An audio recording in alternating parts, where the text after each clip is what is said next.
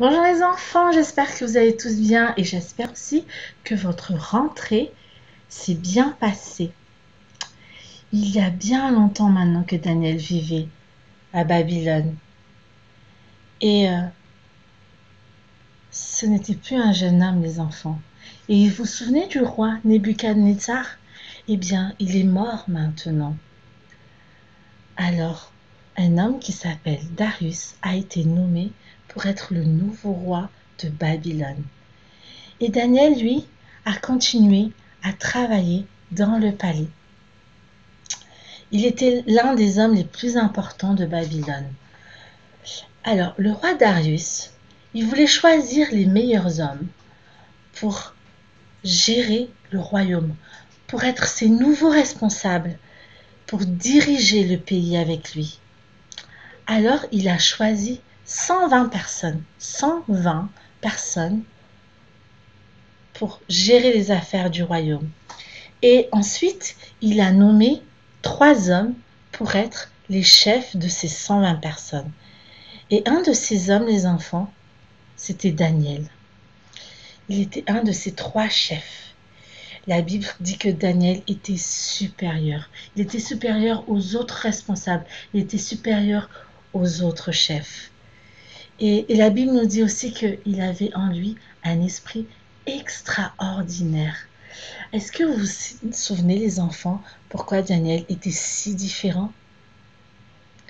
Mais en fait, on avait dit qu'il avait choisi de plaire à Dieu. Il a choisi d'être sage, de juste être à l'écoute de la parole de Dieu, des révélations de Dieu, pour pouvoir faire du bien aux autres. Et c'est Dieu lui-même, vous vous souvenez, qui lui a accordé l'intelligence et la sagesse. Il avait la sagesse de Dieu. Celui qui est de Dieu écoute les paroles de Dieu. Comme le roi Darius a vu que Daniel était intelligent et respecté, il a pensé le mettre à la tête de tout le royaume. Et bien évidemment, les enfants, cette idée n'a pas plu aux autres responsables. Cette idée n'a pas plu aux autres chefs du roi. La Bible dit que le roi, en fait, il a établi ses chefs, il a établi ses responsables pour que lui, il ne souffre d'aucun dommage. Si vous voulez mettre Daniel à la tête de tout le royaume, c'est parce qu'il ne voulait pas subir de dommages. Le roi, les enfants, est là pour veiller à ce qu'il n'y ait pas de problème dans le royaume, à ce que le royaume soit bien géré. Et il le confie donc au plus sage. Et le plus sage, c'est Daniel. Et c'est pour ça que la sagesse de Daniel, les enfants, celle qui dépasse les autres, serait bénéfique pour le roi. Et si Daniel gère bien le royaume, c'est le roi qui en sera bénéficiaire. Il est gagnant d'avoir Daniel à ses côtés. Et la sagesse de Daniel est une bénédiction pour le roi. C'est pour ça que le roi veut l'avoir à la tête du royaume.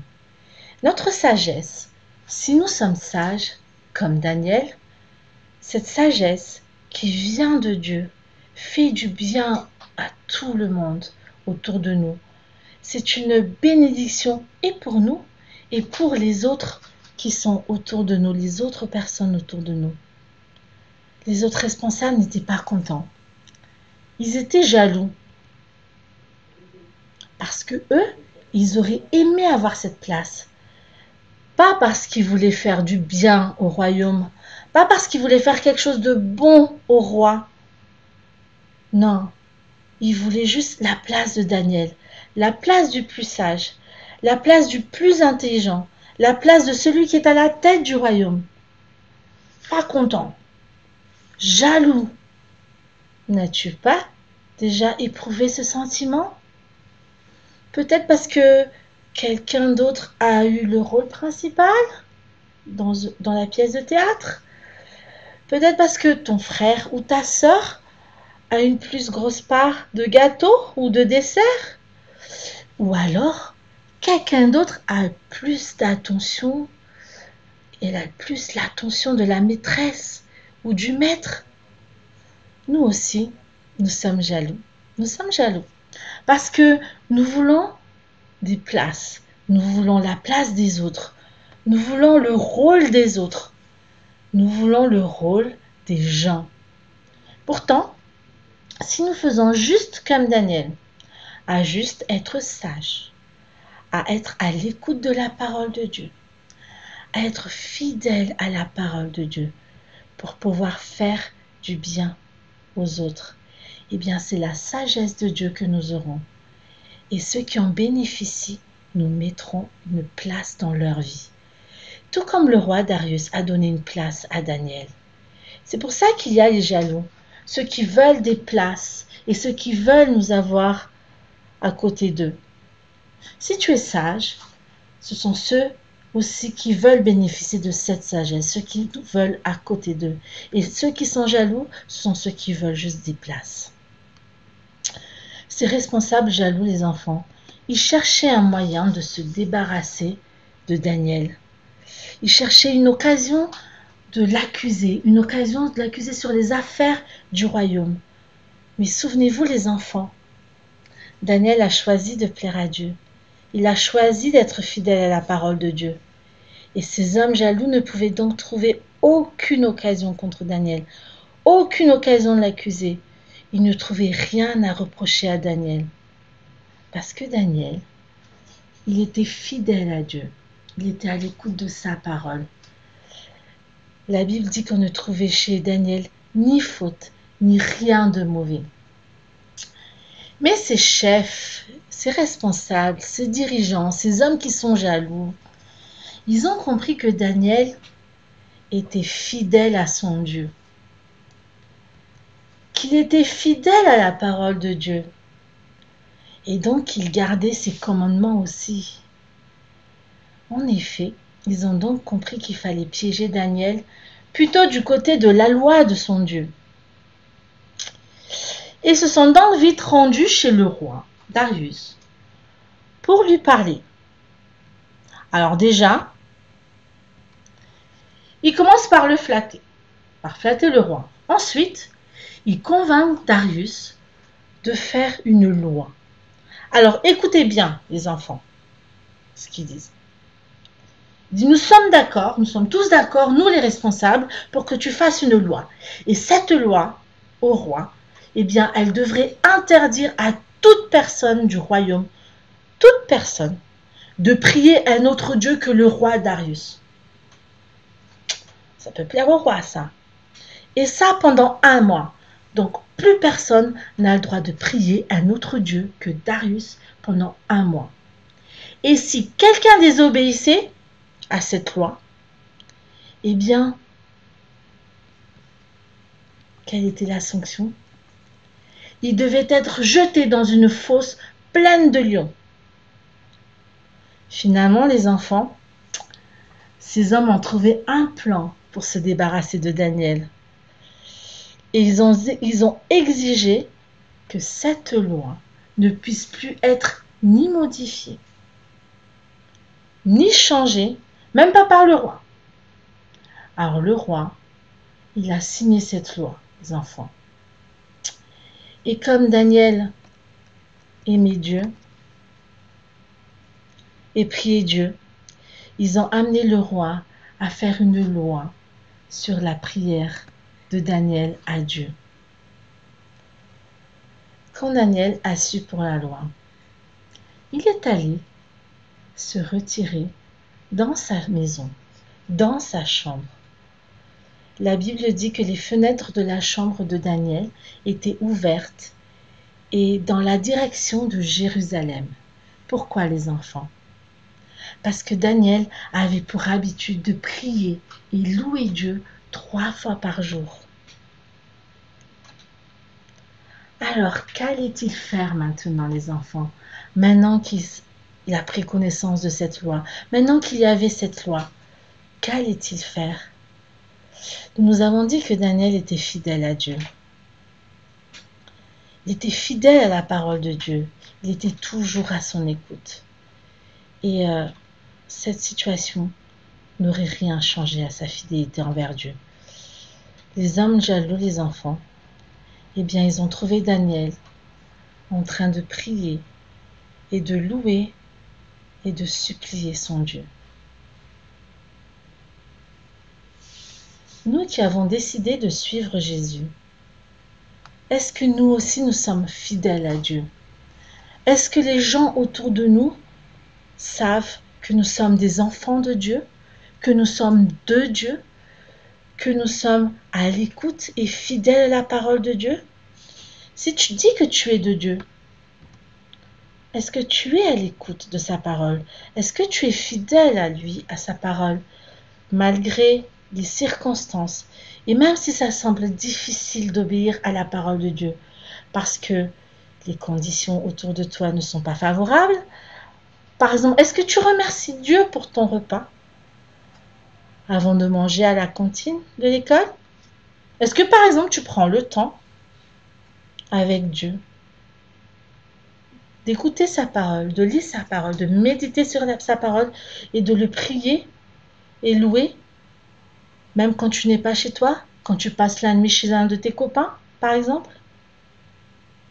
Ou est-ce que tu penses que ce sont des endroits où il est vraiment difficile d'être fidèle à la parole de Dieu? Ce n'était pas facile pour Daniel de prier, alors qu'il connaissait les plans de ceux qui étaient jaloux de lui. Les lois de Dieu n'étaient pas en accord avec les lois de Babylone. Et pourtant, Babylone bénéficiait de ces lois de Dieu, parce que Daniel était fidèle à la parole de Dieu, aux lois de Dieu. Le royaume bénéficiait aussi de la sagesse de Dieu. Il était bien géré, ce royaume, et grâce à la sagesse de Dieu, et par la sagesse de Dieu. Les chefs et les responsables des enfants, après avoir vu ça, ils se sont précipités pour dénoncer Daniel le roi.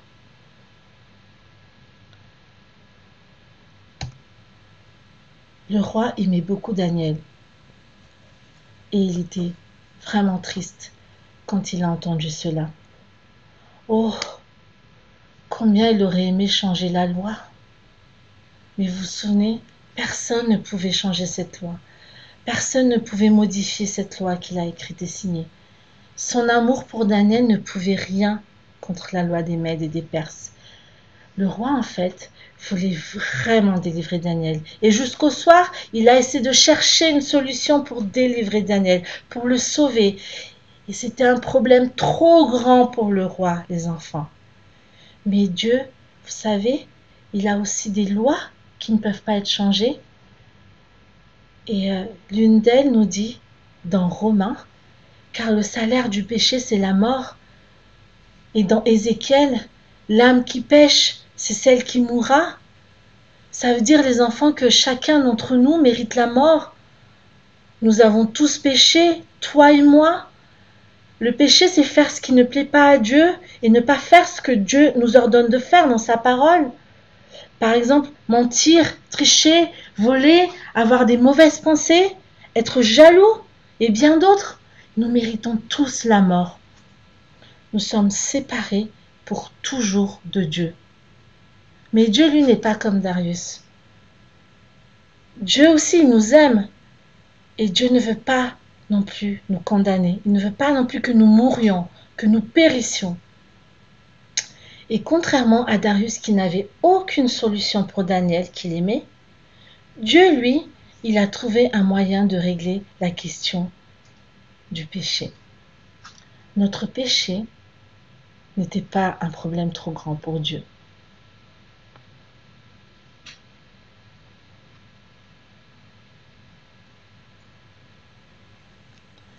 Son amour pour nous est si grand qu'il a donné son Fils, Jésus-Christ, mourir pour nos péchés.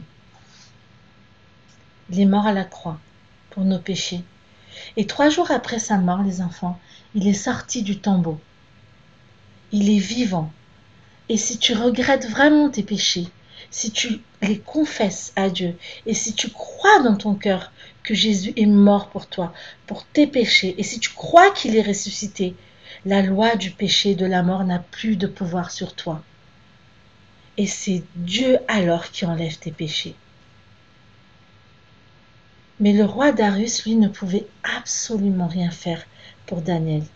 Il fallait tout prix que la loi soit respectée.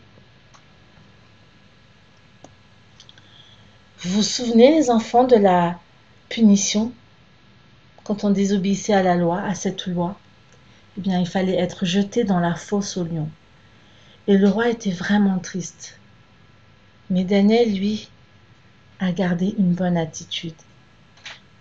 Il a été soumis à la loi de Babylone. Il a accepté d'être jeté dans la fosse aux lions. Le roi a dit à Daniel, juste avant qu'on le jette dans la fosse aux lions, que ton Dieu, que tu sers avec persévérance, veuille te délivrer. Et on a jeté Daniel dans la fosse aux lions. On a apporté une pierre et on l'a placée sur l'ouverture de la fosse. Et le roi, il y a mis l'empreinte de son anneau et de l'anneau de tous les autres responsables pour que rien ne puisse être modifié pour Daniel. Le roi, les enfants, n'a pas eu le cœur à faire la fête comme il a l'habitude. Il n'arrivait plus à manger. Il ne voulait rien manger. Il n'arrivait pas à dormir cette nuit-là. Il était très tourmenté. Et très tôt le matin, il a couru vers la fosse aux lions pour voir Daniel, les enfants. Alors il a commencé à Daniel. Daniel, serviteur du Dieu vivant, est-ce que ton Dieu que tu sers avec persévérance t'a délivré des lions? Qu'est-ce qui s'est passé, les enfants? Est-ce que Daniel est toujours vivant? Est-ce qu'il est en état de répondre au roi? Oh que oui, les enfants, Dieu est plus fort que Darius. Darius n'a rien pu faire pour Daniel. Mais la Bible dit que Dieu a envoyé son ange pour fermer la gueule des lions. Et bien du coup, les lions ne lui ont fait aucun mal. Vous savez pourquoi? Parce que Daniel a été trouvé innocent devant Dieu et devant Darius. Il n'a rien fait de mal non plus. Et si Darius n'était pas capable de sauver Daniel de la fosse aux lions, Dieu a montré qu'il était plus puissant que Darius et il a délivré Daniel de cette détresse. On a fait sortir Daniel de la fosse aux lions, les enfants. Les enfants, n'ayons pas peur de suivre le Dieu vivant de Daniel. Commençons par mettre notre confiance en Jésus-Christ. Par croire en ce que Jésus a fait pour toi sur la croix, si tu ne l'as pas déjà fait. Et tout comme Daniel, n'aie pas peur d'être fidèle à Dieu, d'être fidèle à ses lois. Et tout cela passe par l'écoute de la parole de Dieu. Et Dieu nous délivre toujours de nos détresses. Le roi a ordonné les enfants de jeter tous les accusateurs de Daniel dans la fosse aux lions.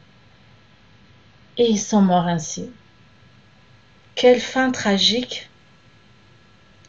Après cela, le roi Darius a ordonné que dans tout le royaume,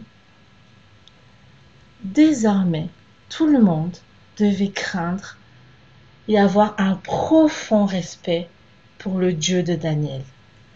Alors, nous allons dire ce qu'il a dit. Le roi Darius a dit lui-même, en effet, le Dieu de Daniel est le Dieu vivant et il subsiste éternellement. Son royaume ne sera jamais détruit et sa domination durera jusqu'à la fin. Daniel était à l'écoute de la parole de Dieu. Il a été fidèle à Dieu. Et en cela, les hommes ont compris qui était son Dieu et ont reconnu qu'il était de Dieu.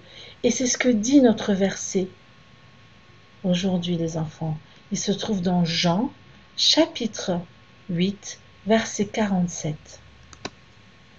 Celui qui est de Dieu écoute les paroles de Dieu. On l'a vu pendant toute l'histoire.